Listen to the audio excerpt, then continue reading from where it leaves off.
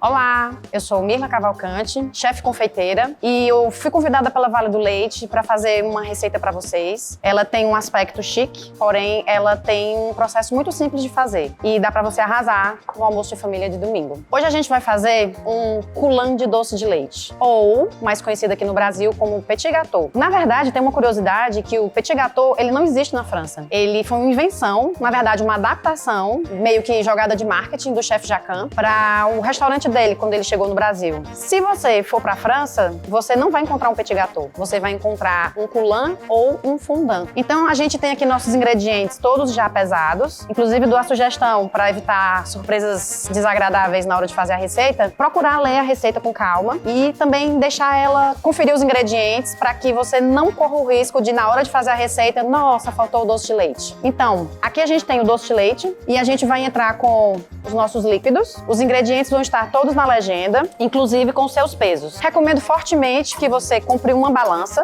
para que você tenha uma medida mais precisa da sua receita e que você evite algum tipo de desperdício de insumo quando você vai por medidas tipo xícaras ou medidas caseiras. Elas costumam trazer um pouco de falha na hora de executar a sua receita. Aqui a gente apenas misturou os nossos ovos com as gemas, o nosso doce de leite. Inclusive, gente, esse doce de leite é maravilhoso, uma delícia. E aí, em seguida, a gente entra com a manteiga já derretida.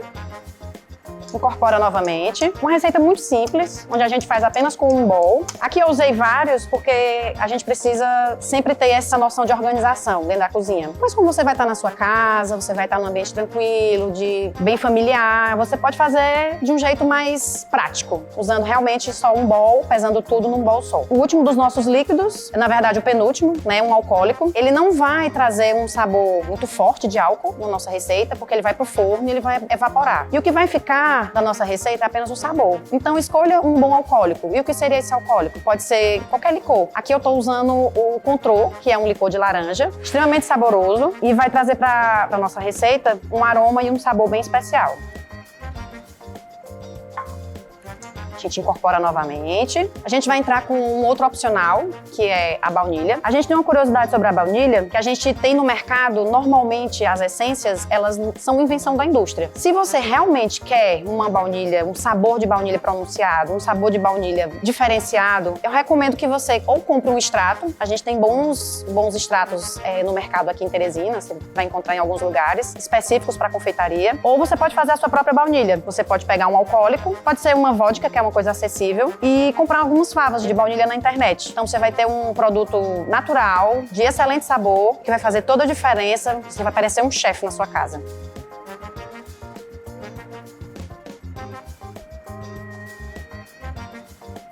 E a quantidade é a gosto. A gente incorpora novamente e agora a gente entra com nossos secos. A gente entra com o açúcar, que vai servir para trazer umidade, para trazer cor e para trazer sabor. E o segredo dos segredos, sal.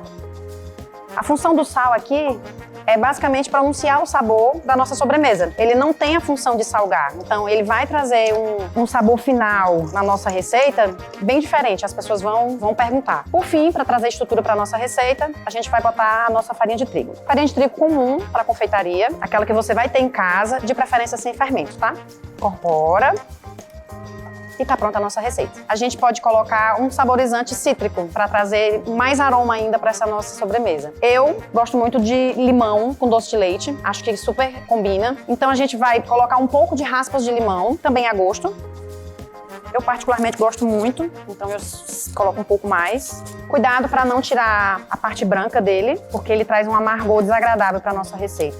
Mais uma vez a gente incorpora e agora sim está pronta a nossa receita. Vamos porcionar e levar para o forno. Com a nossa receita pronta, a gente vai pegar uns ramecãs. É o que eu tinha aqui, mas você pode usar qualquer outro utensílio que você tem na sua casa que você possa levar ao forno. Podem ser aquelas forminhas para quiche, você pode improvisar o seu recipiente. Não precisa ser necessariamente esses ramecãs. A gente costuma porcionar ele com mais ou menos um dedo de altura. Ele não vai ter altura, porque a gente não tem nenhum tipo de fermento aqui. Não há incorporação de ar, não o suficiente para trazer altura, né, o volume. E a proposta do petit gâteau, como todo mundo conhece, é que a massa seja firme por fora e o recheio por dentro seja cremoso. Vai muito bem com um sorvete ou como aqui a gente vai finalizar com um chantilly. Lembrando que na nossa receita de hoje, a gente usou os produtos da Vale do Leite. A gente usou a manteiga, a gente usou o doce de leite e na nossa finalização com chantilly, a gente vai usar o creme de leite, também da Vale do Leite. Ótimos produtos. E agora a gente vai pro forno. Essa parte do forno, ela é muito particular. Se você sabe que o seu forno, ele tem uma cocção mais rápida, você vai deixar um pouco menos de tempo. A média é, para esse tamanho, 8 minutos. Mas a gente vai fazer, observar e eu mostro para vocês como vai ser o ponto em que vocês precisam tirar. Para finalizar, a gente vai usar o nosso creme de leite pra gente bater um chantilly com um pouco de açúcar. Em regra, a gente usa 10% do peso do nosso creme de leite para o açúcar. Então aqui eu tenho 300 gramas, que é um potinho desses, com 30 gramas de açúcar.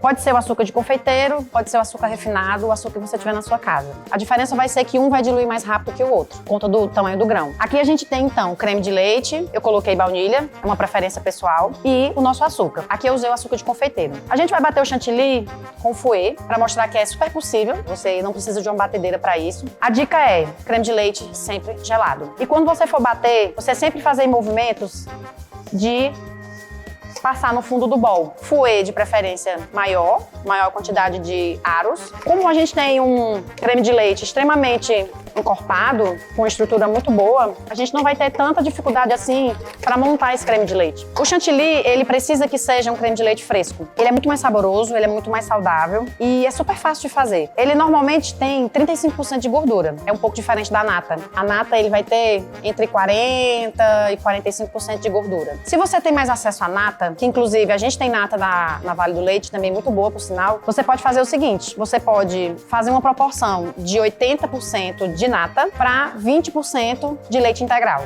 Você consegue equilibrar as porcentagens de gordura e se aproximar mais da porcentagem do creme de leite. E no que isso interfere? A gente vai trazer mais untuosidade para nossa receita, mais sabor, consequentemente. Caso você queira incorporar isso em uma mousse, também fica uma coisa bem interessante para você fazer usando o creme de leite. Aqui a gente tem um ponto legal para a gente fazer a nossa finalização, não precisa ser tão firme.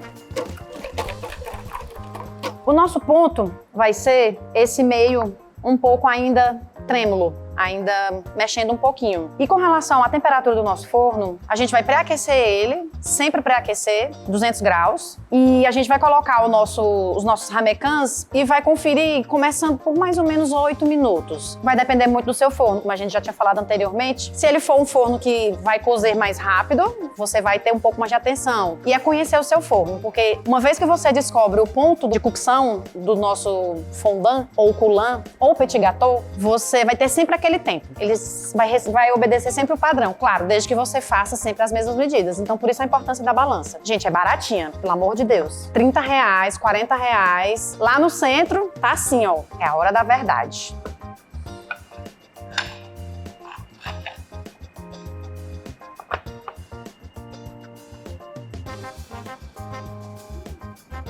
A gente vem, finaliza com o nosso chantilly.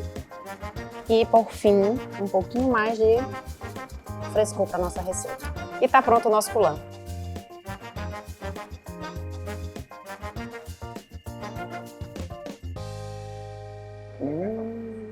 Façam. Vocês vão arrasar.